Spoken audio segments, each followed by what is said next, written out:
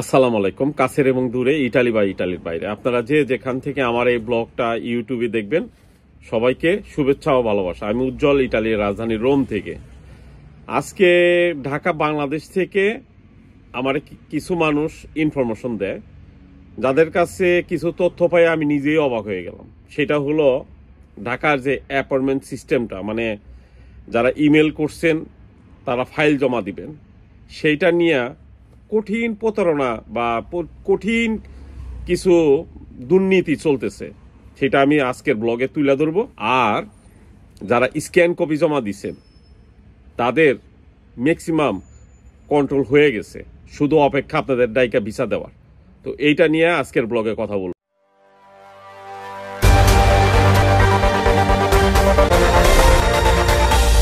আজকে সকালে আমারে যে ইনফরমেশন দেয় ঢাকা থেকে, কয়েকজনই দেয়, তার মধ্যে একজন খুব ভালো ইনফরমেশন দেয় এবং কিছু নামও আমার কাছে পাঠাইছে এবং কে এই ব্যক্তিগুলা সেগুলো ছবি বন্ধ দিছে, কিন্তু আমি এগুলা প্রকাশ করব না। কারণ হলো আসলে সে যতটা সহজে আমার কাছে দিছে আমি ভাই এত সহজে পারি না। কারণ হলো এখানে মানে তথ্য প্রমাণ মানে একবারে জেনুইন হইলে, মানে প্রমাণ সহ যদি আমি দিতে পারি, তখনই একজনের মুখোশ উন্মোচন করতে পারি যে এরা এই কাজগুলো করতেছে।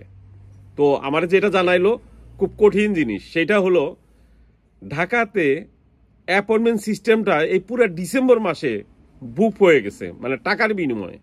এতে কিন্তু শত শত মানুষের জন্য না, প্রতিদিন 20 থেকে 50 জনের। এবং আমার যা বললো যে এই ডিসেম্বর মাসে যে কয়দিন বিএফএস গ্লোবাল খোলা থাকবে, ঢাকা, চট্টগ্রাম এবং সিলেট, ফাইল জমা দিবে 50 থেকে 60 জন মানুষ। এটা নির্ধারণ হয়ে গেছে এবং টাকা বিনিময়ে লেনদেন সব কমপ্লিট হয়ে গেছে। এখন অ্যাপয়েন্টমেন্ট সিস্টেমটা চালু করতেছে না কেন? আমরা আশা করছিলাম বা এখনো আশা করি 20 তারিখের মধ্যে ঘোষণা আসবে বিএফএস গ্লোবালে যে এখন থেকে তারা অ্যাপয়েন্টমেন্ট নিবে এবং দেওয়া শুরু করবে। কেন নিতেছে না? বিএফএস গ্লোবালে এখনো 4 থেকে 5 হাজার পাসপোর্ট রাখা আছে, ইটালিয়ান এম্বাসি থেকে বিএফএস গ্লোবালে পাঠাইছে।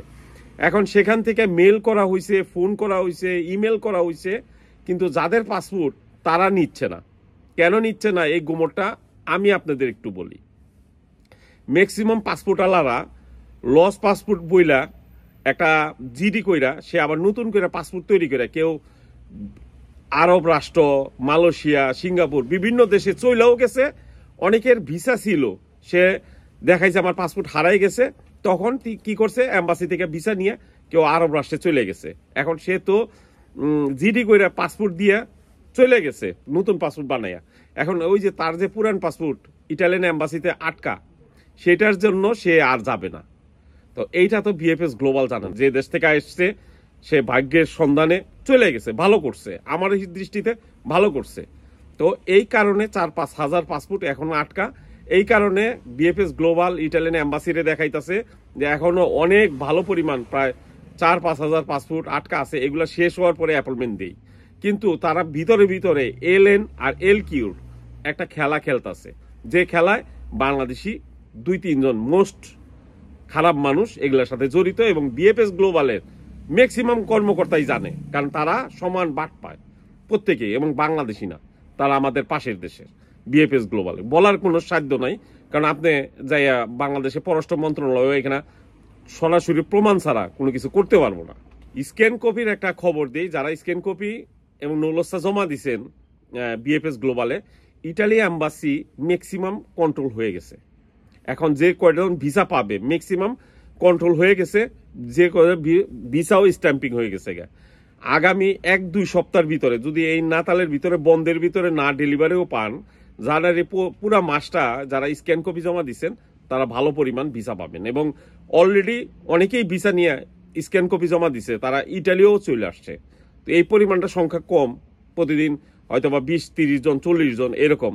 তবে জানুয়ারি মাসে পুরা দমে আপনারা ইনশাল্লাহ এই বন্ধের পরে জানুয়ারি মাসের প্রথম সপ্তাহ থেকে ভিসা পাবেন।